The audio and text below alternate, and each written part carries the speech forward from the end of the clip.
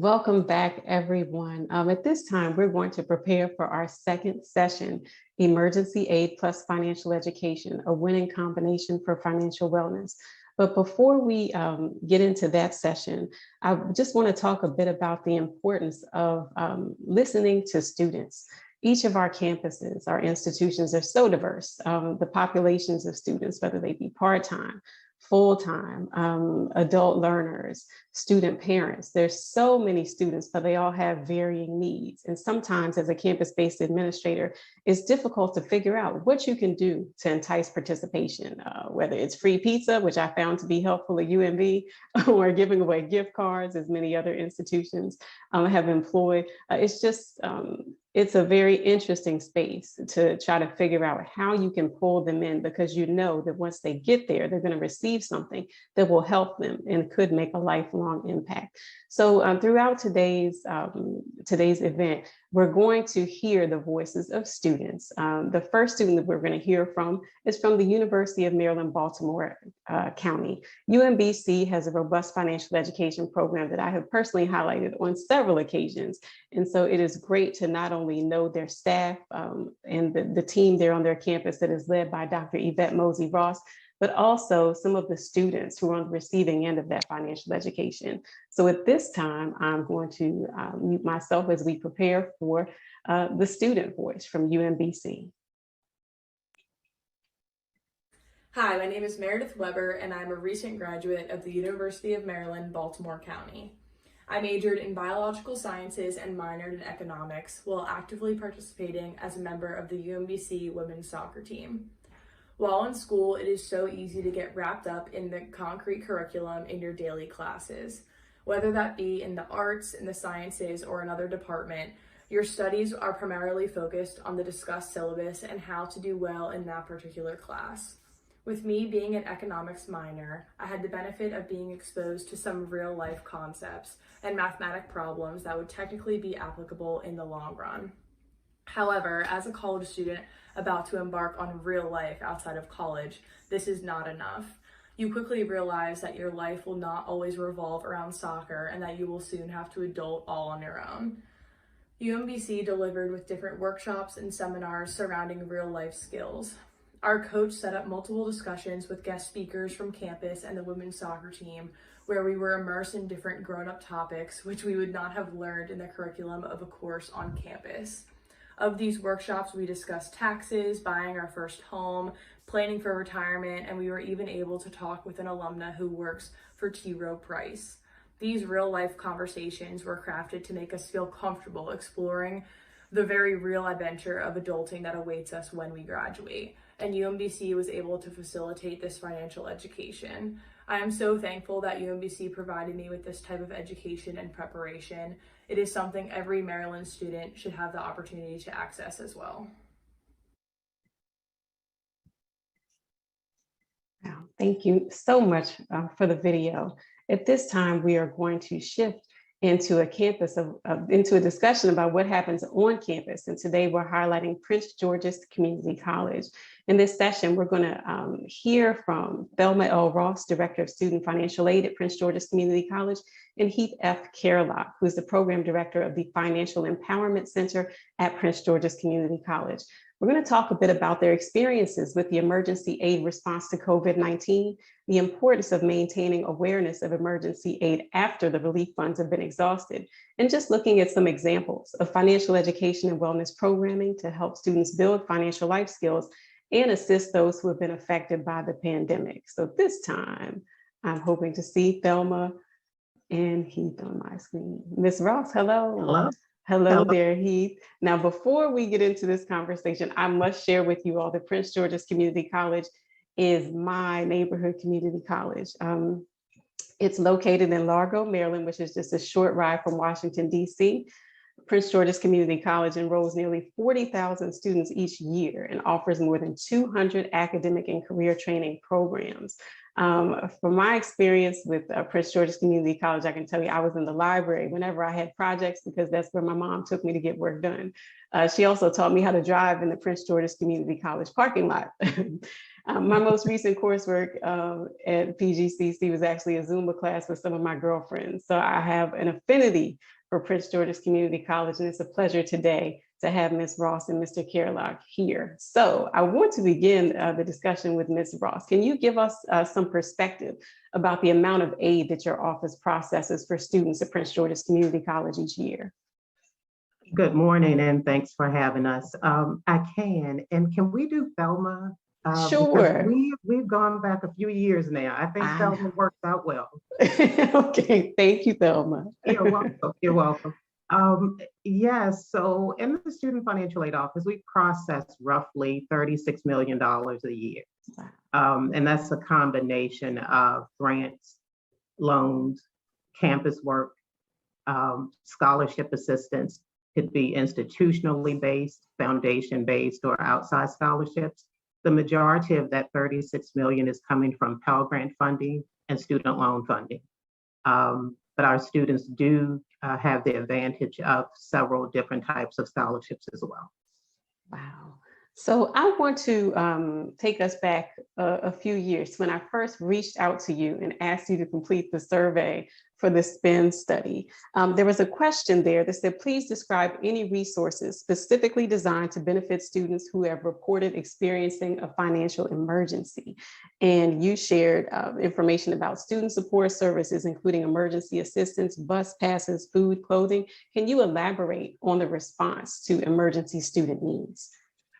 So, excuse me, yes, and at Prince George's Community College, I don't want to say that we're unique, but we, after hearing about students having so many different types of needs outside of tuition and fees, right? We in the Student Financial Aid Office, our main focus is trying to get the students prepared to be sure that they have enough funding to support tuition and fees. But we know that students that come to our campus have financial needs beyond tuition and fees, and that $36 million would focus on covering, right? They have living expenses because we have a diverse population of students. We have students coming straight out of high school. We have students that have set out for 5, 10, 15 years. We have students that are families. They come with single parents, married couples. It's a diverse group of students. And some of them are employed, some of them are underemployed. They're balancing. And so when they come to us and they express a need, and sometimes that need is not directly expressed. So we have to listen for what is not said in a conversation with the student sometimes. But when we do figure out and get that they have a need beyond tuition and fees, we have what's called Prince George's Community College Cares, PGCC Cares.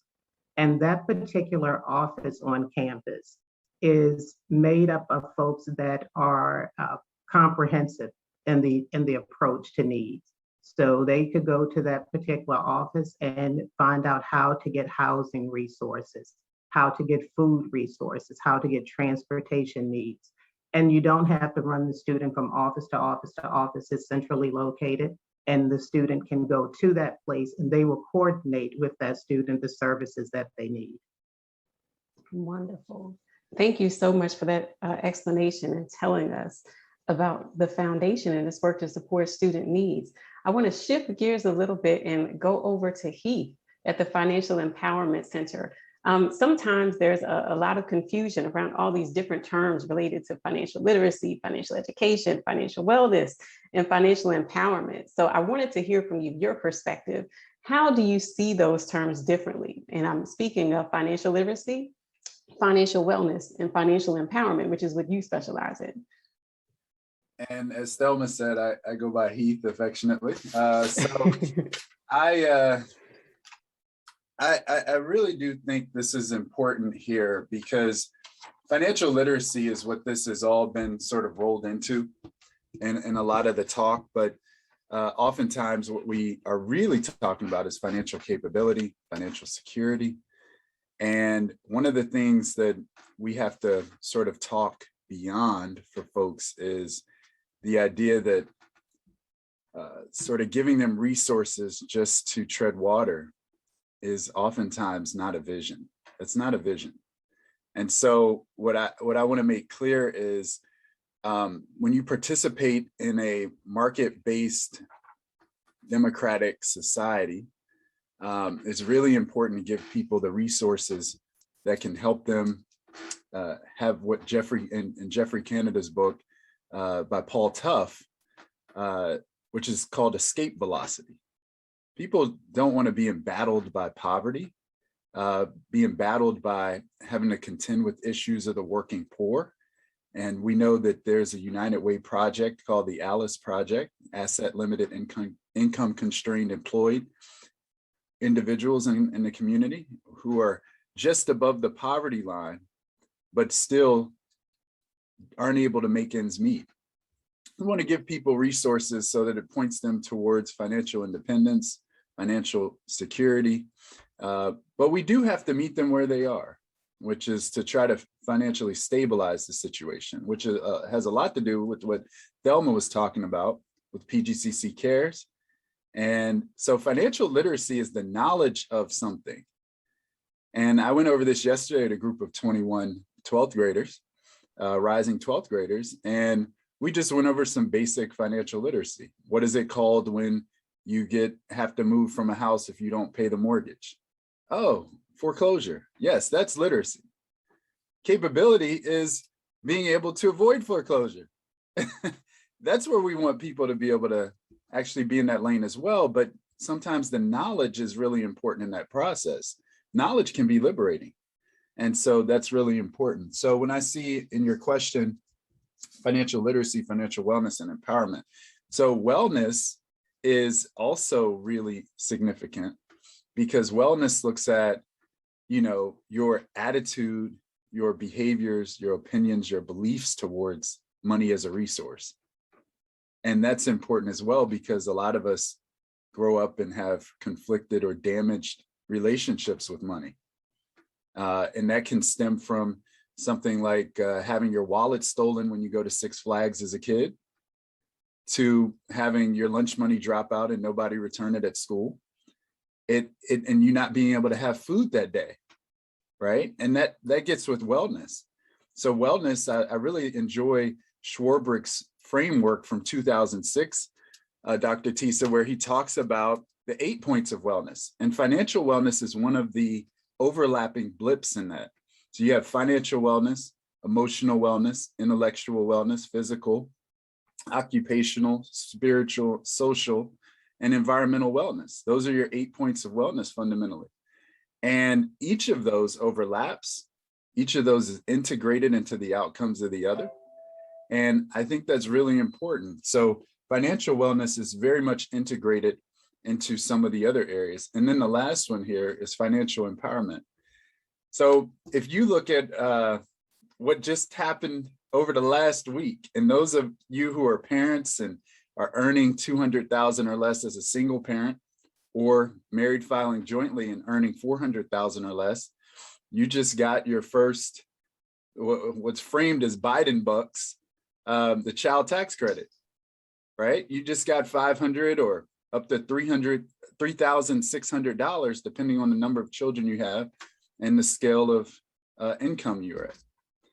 That's empowerment. That's real financial empowerment. If you look at what's going on in Compton, California, or in the documentary out of Stockton, California, sorry about that, with the wonderful mayor out of Stockton, California, who gave these little funds to support individuals in the community who were at or below the poverty line or just above it, and $500 additional a month. And he saw like the outcomes around that. That's worth studying. That's financial empowerment. And then finally, in terms of what I've done to be in this conversation, to have a title like Financial Empowerment Center, over the months of May and June this year, we had our first, what was called the Experience Small Group Circle. And in that circle, we had 10 Prince George's Community College students, and we had 5 community members participate in this small group where they would have to meet once a week for 5 weeks. And they would each weekday have to submit a journal entry, which I created a portal for.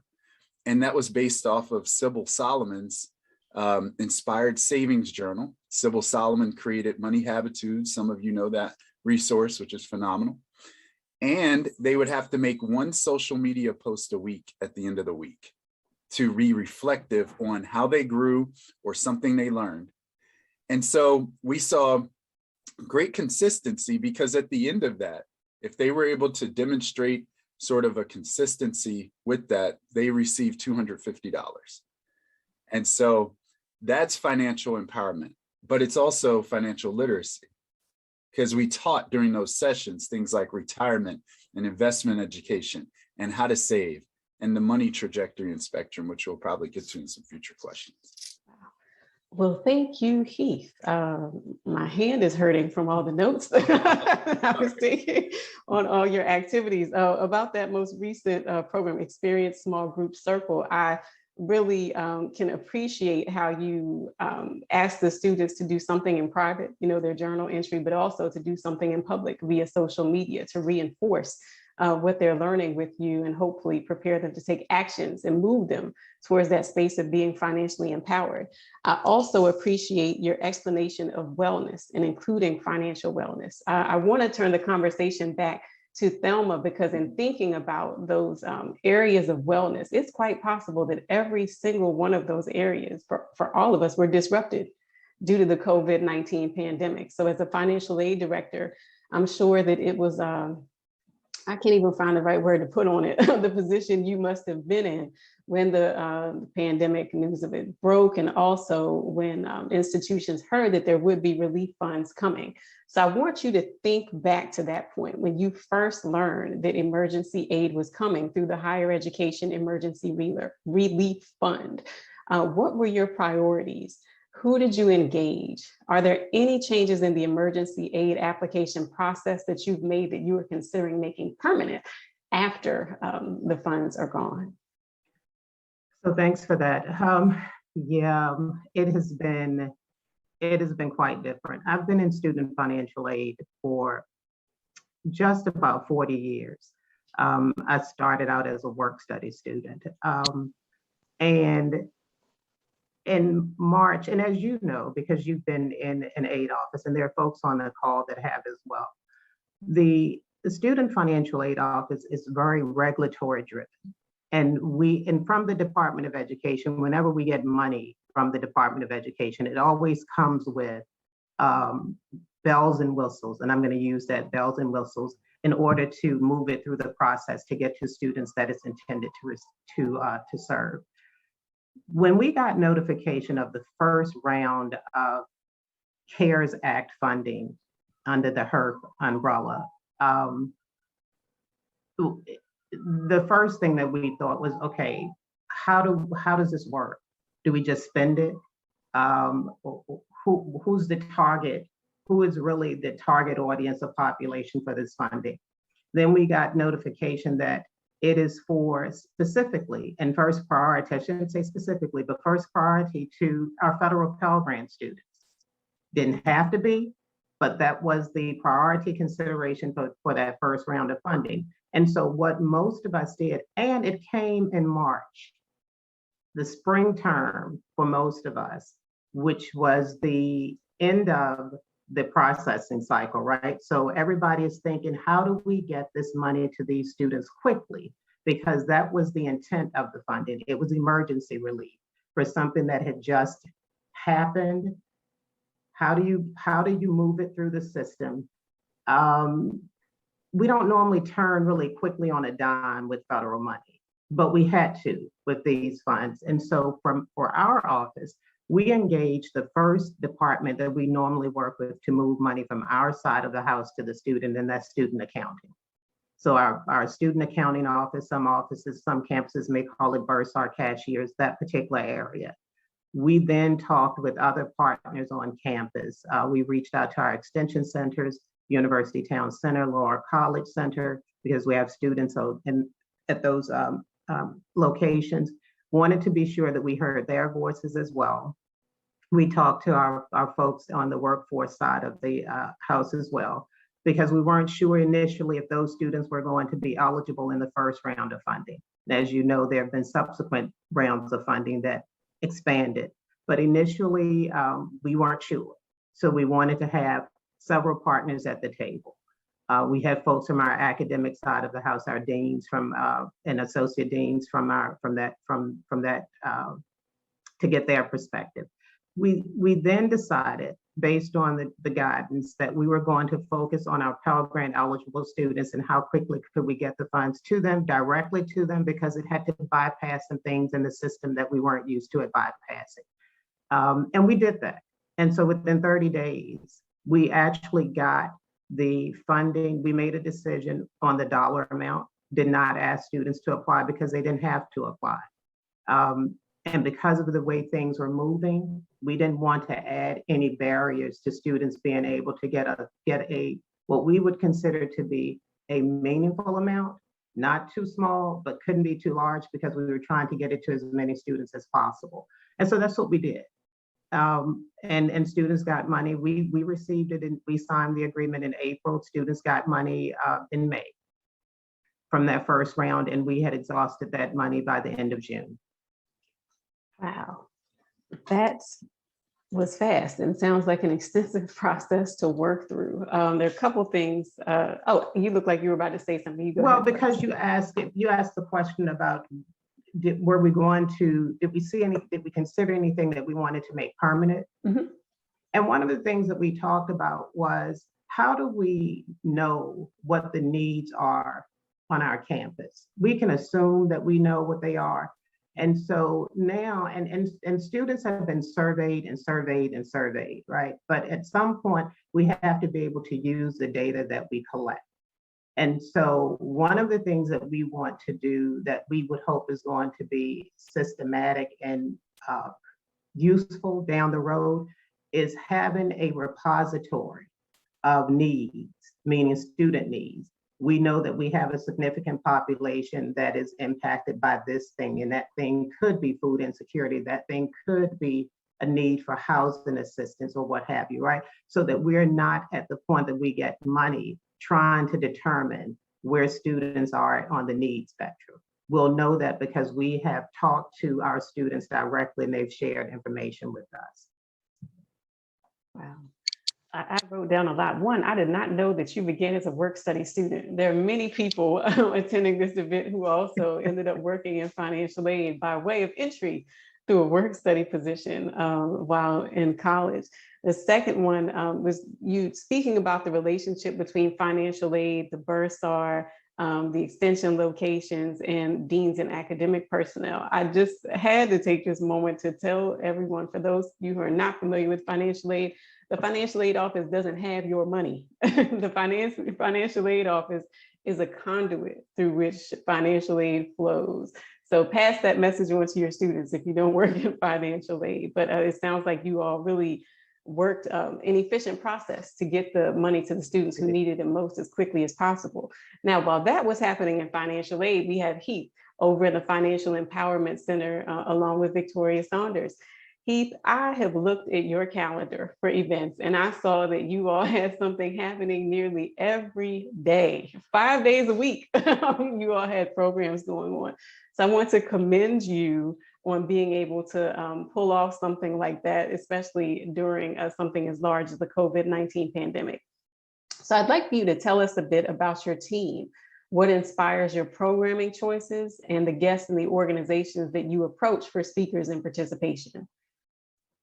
Well, first, let me say that Thelma Ross has been on my programs, and she's made sure her team members have been there as well, because I think the intersections of financial aid and financial empowerment are real and obvious.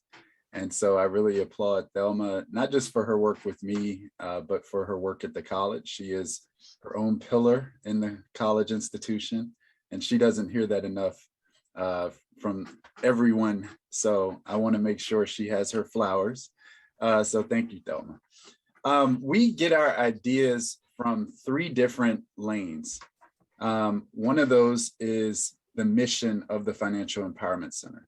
The mission of the Financial Empowerment Center is to improve credit, increase savings, reduce debt, and increase the use of financial products for those in the region. And oftentimes that looks like what we're able to do with the now over $500,000, now closing in on $250,000, $750,000 grants that we've received. And that is free personal financial coaching and counseling, free small business coaching, free tax preparation, free home buying and major purchasing counseling, free credit improvement solutions, and free workshops on demand. And so that tag of workshops on demand means that we've showed up at places for folks like family reunions, churches, block parties, you name it, the list goes on. It's so oblique where we might show up prior to COVID. And even during COVID, people had us on this medium, trying to bring us into their family reunions or other social spaces like fraternities, sororities, PTA meetings, things like that. So we've been used very much and leveraged very much from those standpoints. However, the personal side of this is what I felt like we had to do was produce a series. And prior to COVID-19, which many look at March 11th of 2020 as the day it kind of arrived on our shores. Tom Hanks got it, the NBA stopped, and March Madness stopped. And so people usually see that day. But I look at it from April 1. That was the initial start of the month for the next month. And so since April 1 of 2020, we have done closing in on 300 webcasts, serving over 4,000 people. Now, what that looks like strategically is a big commitment in time and preparation and resources and new learning, and I'm an accredited financial counselor and a certified financial coach and a mental health first aid certified practitioner. And so I have some basis for operating, competently in the space, but when there are new challenges and new needs, you're always synthesizing, always finding those holes. And so from the mission and from the competencies in the certification and such, you get programs consistent with, the basics. And I always look at the money spectrum, which is it begins with income and it goes all the way through from there. So whatever leads to income, that's the pre-income phase. And that comes like education, experience, expertise. And from that, you get employment, you get your entrepreneurship, you get different opportunities for earnings. And so that's your pre-income items. And then you look at income. And then from income, you go into your planning, which most people, when they hear planning and money, they start with budgets. And then you go to savings and then spending, borrowing, investing, protecting, and then leveling up.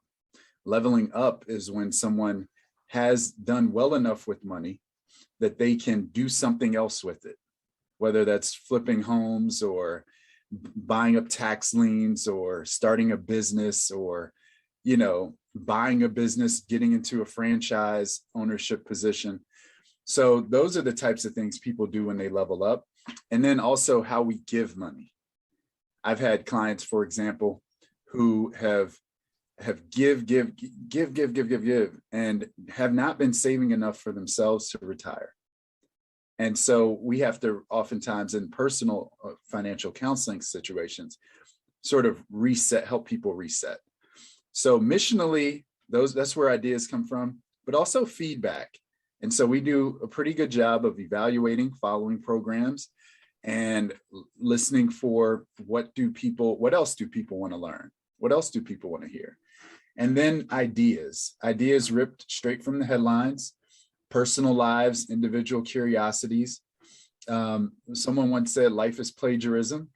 And I can't say that that's always appropriate in a college context academically, but so much of what we do is standardized across the board. And so many of these offerings, you would hope to see other people give their interpretation of what they're experiencing. And so we should be talking about different professional topics in our own domains and subdomains when we have the opportunity, because there's new learning at different levels of the conversation. So different topics that have been broached at a national level or international level, regional, can sometimes come out as well. And then finally, through the actual intake process. And so there are things that are revealed on the intake forms that are really important, and the direct client exchange that ensues that also helps to inform us. And then the college sometimes just says, hey, we need this. For example, and Thelma knows that the college does something called Diversity Week. And they said, hey, we want you to talk about money in an international context and any lessons that Americans can learn from other parts of the world. And I happen to have been a US student ambassador. I taught all over the world, the front lines of the war on terror in Iraq, Vietnam, post-earthquake Haiti, Dominican Republic, Palestine, and the West Bank. I did a project in India for the Millennium UN Development Goals. So these types of things I have personal experience with, and that allowed me to deliver a program like that. Wow. Thank you so much. I just want to visit the chat for a few moments to show you to tell you all what people are saying. James Rose of Reach for Success says, yay, Largo and PGCC. Taylor at UMB School of Social Works is so true. Thank you so much for sharing that. Dwayne Morgan of the University System of Maryland has emphasized financial capability. And Willow Lucas appreciates relationships with money. And Sybil Solomon, I know, has created resources that have been used by several people who are participating in this meeting today. Money Habitudes is extremely popular. Willow also said she started in financial aid as a work study student too. And Mason White, who's the director of financial aid at Salisbury University, says, yes, I started off as a work study student 21 years ago. And Chandra Parks added the value of behavioral finance. I have a couple more questions for you all, but I just wanted to thank you all so much for being so candid and in depth. Many times we talk about these things at such a high level that it's difficult for people to listen to that conversation and take it back to their place of work and do something with that knowledge. But you've given us a lot of things that I feel like, you know, we could put out a manual on this and help other campuses replicate their success. So I want to go back to Thelma for just a moment. You talked a bit about the collaboration between other units like the Bursar and the Extension. I wanted to ask you to think about pre-COVID, post-COVID. Which units were your most frequent campus partners on a day-to-day basis prior to COVID? Did that change during the pandemic? And if so, how? So I don't think it has changed much because we had a consistent kind of interaction and engagement with the same areas pre-COVID. In terms of the student accounting, we are always collaborating with that department just because of the nature of what we both do in terms of moving money to students. The other areas on campus, the extension centers, we also work with them. We have a staff member that goes to University Town Center weekly. Laura College Center, I will say that what we are going to be able to do post COVID, whenever that becomes post, right, is this virtual platform that we have gives us an opportunity to meet students differently. We don't have physically enough staff to cover all students that we need to touch, right, at different locations, but we can speak with them in a different format if they are available to do that. And now students have availability virtually, and they found out that they can receive information, use it virtually, because some students were afraid of engaging with someone online versus coming and talking to them in person about their money experience, right, with financial aid. They wanted to sit down and speak with you personally because students and families think that there's a difference if I can walk into the office and engage you in this. What they've learned and what we've learned over the past 15 months or so is that you can still have this engaging conversation via this platform and get exactly what you need in order to move forward. So we will not be completely in person. We were not an appointment-based office. We were walk in, we'll serve you when we see you, right? So now we'll do a hybrid approach so that those families that can't walk in or choose not to walk in, they can still reach us and we can serve them just as well. I want to go back to something though that Heath said earlier about interaction and engagement and knowing when something might be needed and what the college may want to have. Heath approached me probably 2 years ago and talked about students and money and recognizing how to handle money when they receive it. Refunds. Students sometimes, the first time that they have received the money, that they need to plan how to spend it or save it, right? Which one is it? Is it saving or spending? Is vital in their learning how to appreciate money. And so Heath came to us and said, how about if we do a session right around refund time and share with students, let's talk about the refund before you get it and what you're planning to do with it and what might be the best approach to take with the money that you're going to receive. Some of them will need to do something that is bill related and some were just planning to have fun. This might be an opportunity to talk about saving and investing. And so I can appreciate that. One of the previous speakers, I think it was Robin, mentioned about how do you change behavior and culture, and it's not done with one workshop, that it is something that happens over a period of time. And in financial aid, we have to be okay with that you can't just do one workshop and think that that's the thing. It has to be something that is more sustainable and ongoing for your students to benefit from it. We are required to do entrance counseling, for instance. Exits we can do in person or not. I believe that we probably have more of an impact with the student on the back end when they're leaving, because it is reality at that point. When they came in, they were giddy-eyed and just ready to go. But now it's life coming forth for us to say hello, welcome to the world. And how do we prepare them financially to deal with that new thing that's around the corner? Wow.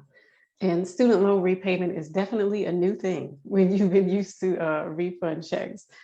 Heath, I wish I had had someone like you and also Thelma when I was an undergraduate student, because when it was refund season, I can say I was fairly responsible, but as soon as the refund checks hit, a group of my friends would go to the Sizzler on Kirkwood Highway near the University of Delaware. And that was fine dining for us. But it's just, it's a new space, as you said, Thelma, for students to be in, receiving, thousands of dollars in one lump sum and being forced to make that money last throughout an entire semester. So Heath, I do remember visiting the campus once, and you put together a video production that was about refund season, if I recall that correctly. So you got a lot of experiences with reaching the students and even the surrounding community through various platforms. So what have you found to be the best way to reach your audience? Well, it begins with helping them get to their ends. So as Thelma and you have talked about the federal work study program, I always try to hire the most federal work study students I can. I have a reputation for that because I know what it means to have an opportunity in college. I know what it means. And so why let that be bottlenecked with me now in a position to bring people up and on? So I could easily say, no, we don't need any more federal work study students. And I consistently say, give me 5 a semester or whatever at any given time. And as Thelma knows, my office was not the biggest place in the world.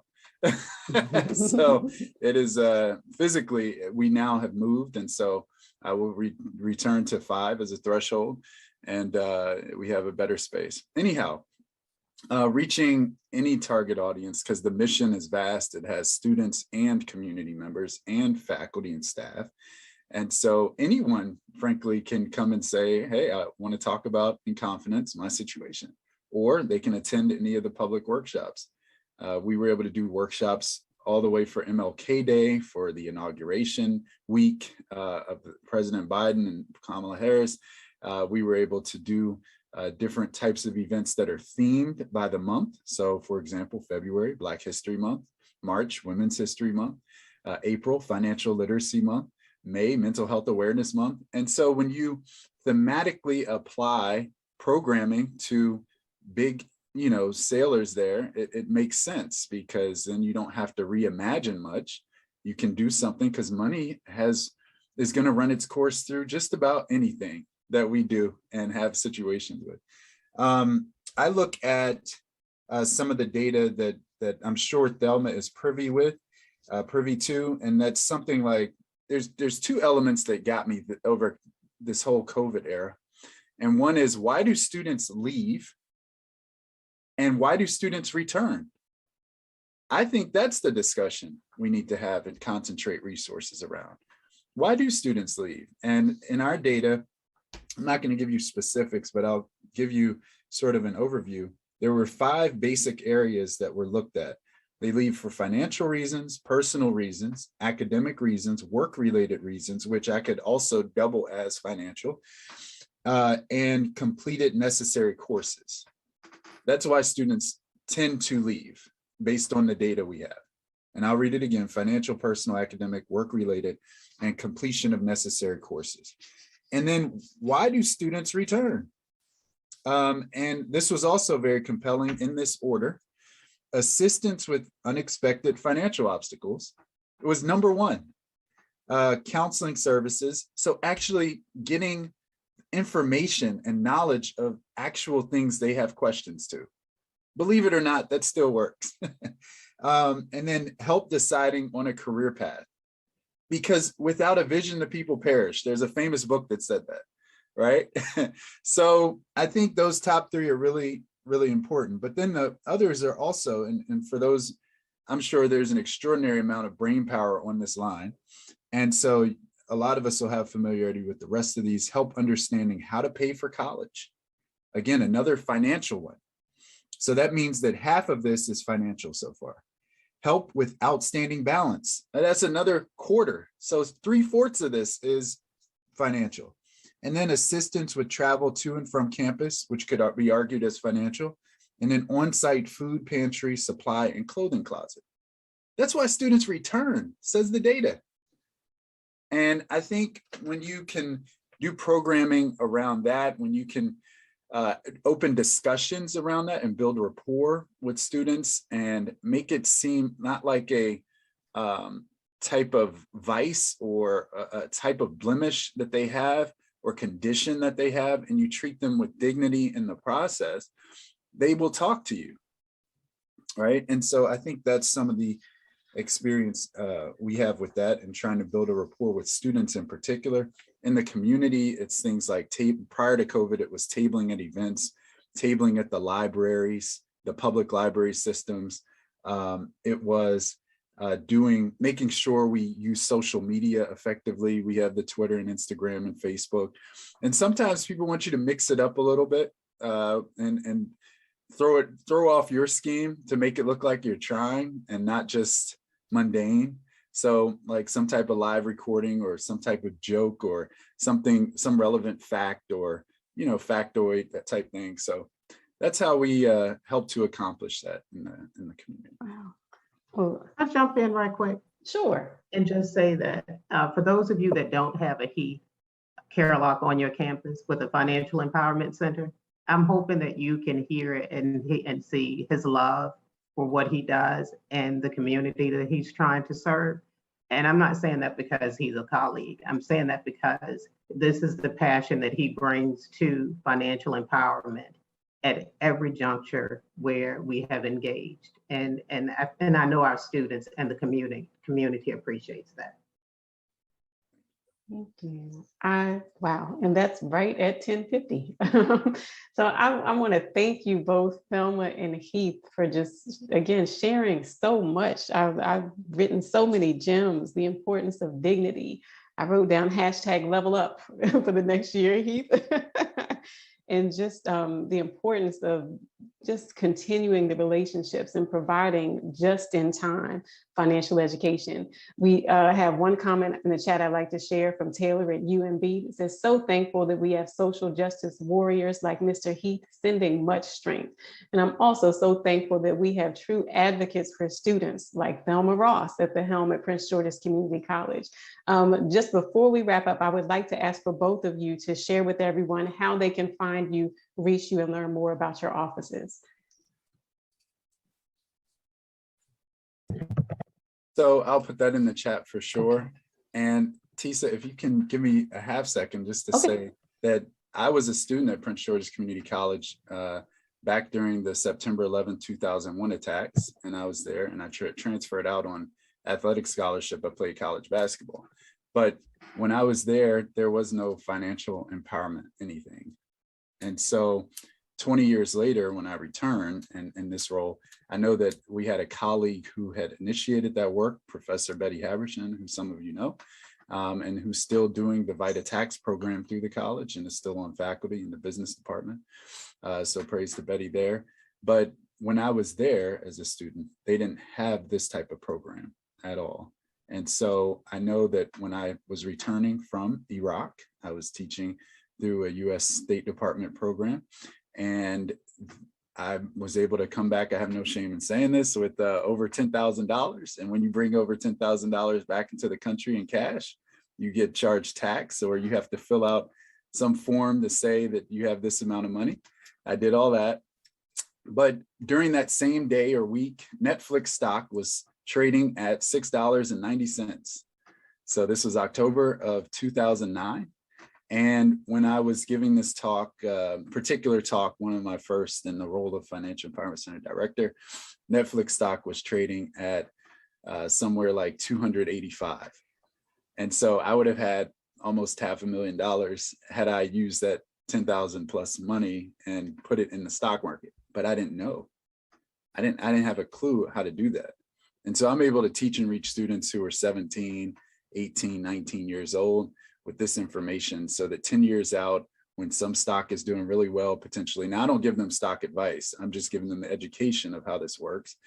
But when that happens, that they can actually have that escape velocity and know how to put money towards something, whether it's investment in the stock market, real estate, or different industries. So this type of knowledge can really do something. So that's all. Thank you.